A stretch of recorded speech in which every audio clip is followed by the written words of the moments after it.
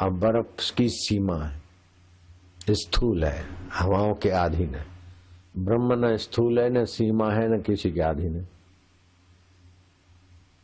हवाएं भी उसी के अधीन है, पृथ्वी भी उसी के अधीन, जल तेज वायु आकाश सब उसी के अधीन।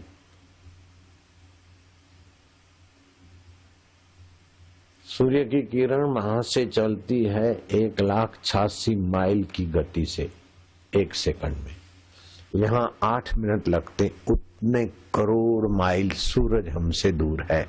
ये वैज्ञानिक गणित की बात। तो 1 सेकंड में 1,86,000 माइल की गति से सूर्य की किरण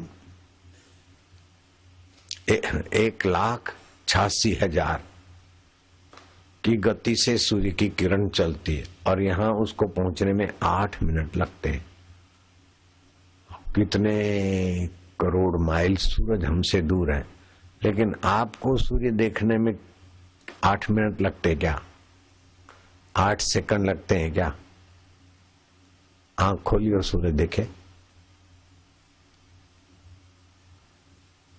तो आपका जो चैतन्य है, जैसे आपका मन पूरे शरीर में व्याप्त है, ऐसे आप पूरे ब्रह्मांडों में व्याप्त है।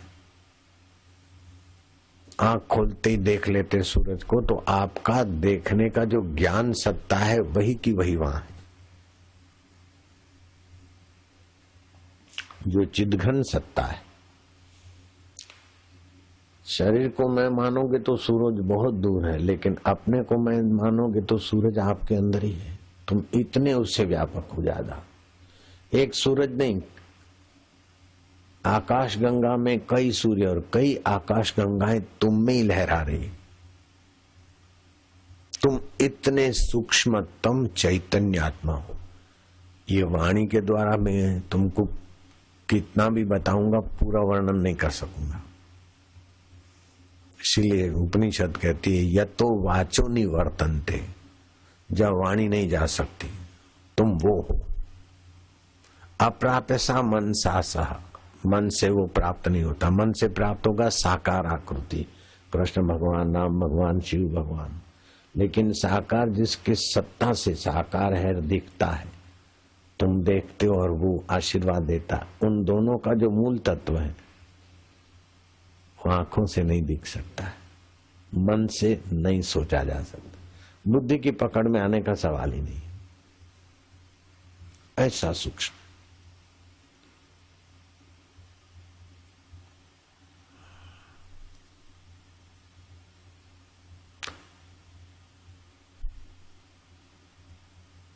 श्रुतिर भिन्ना स्मृतयोर्मपि भिन्ना, नाना मुनिर यस्य वचनम अपि भिन्ना।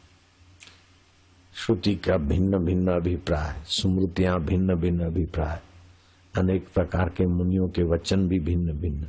धर्म से तत्व निहितम गुहाय, धर्म का जो तत्व है बहुत गोपनीय है। मेरे गुरुजी ने जब कृपा बरसाई तो फिर थोड़ी देर के बाद कहा कि तो या तो पुत्र को दी जाती है या तो सतपात्र शिष्य को ये चीज मिलती।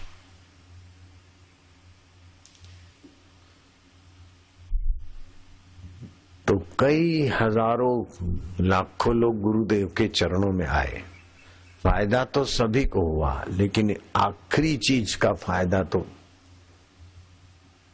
गिने गिनाए लोग ही वहां तक पहुंच पाते।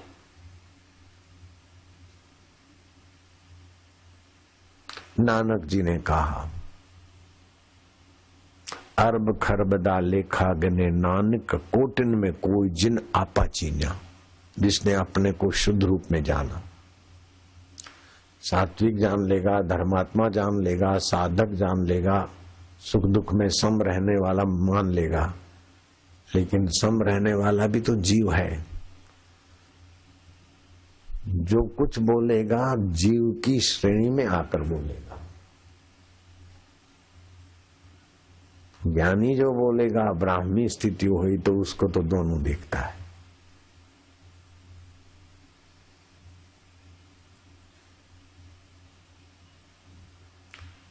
तो सद्गुरु उसे कहा जाता है कि एक हाथ भगवान के हाथ में और एक हाथ तुम्हारे हाथ में।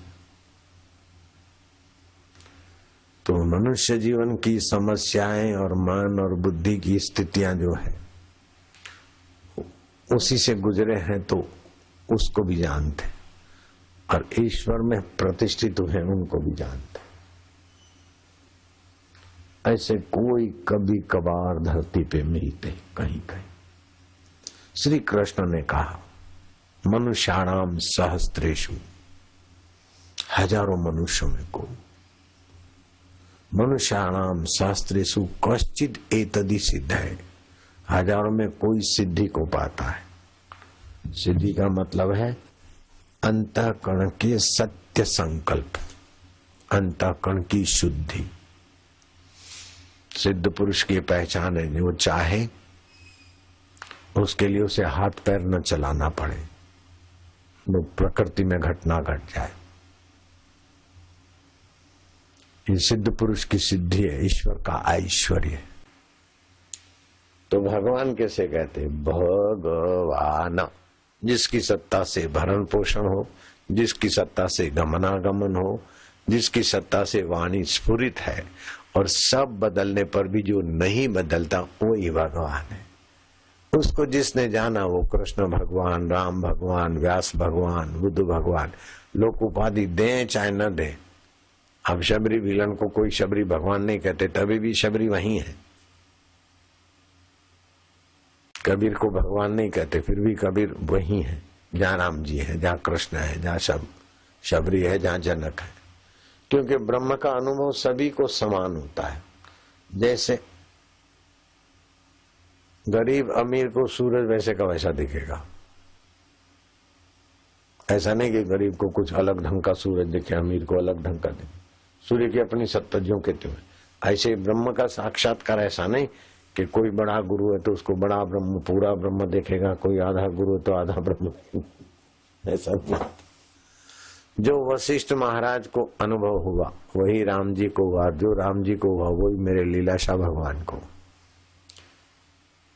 तो जो वशिष्ठ है वो लीलाशाह जी, जो राम जी हैं वो लीलाशाह जी, जो कृष्ण जी हैं वो लीलाशाह जी, जो ब्रह्मा जी हैं वो लीलाशाह जी, जो विष्णु है वो मेरे लीलाशाह जी, जो महेश्वर है वो लीलाशाह जी है। लेकिन इन तीनों आकृतियों के बाद भी जो अवशेष रहता है, ब्रह्मा विष्णु महेश का तो समय पूरा होते ही उनकी सृष्टि और उनका बाहर श्री विग्रह विलय हो जाता है ब्रह्म। लेकिन वो ब्रह्म ज्यों का त्यों रहता है। इसलिए गुरु ब्रह्मा, गुरु विष्णु, गुरुदेवो महेश्वरा।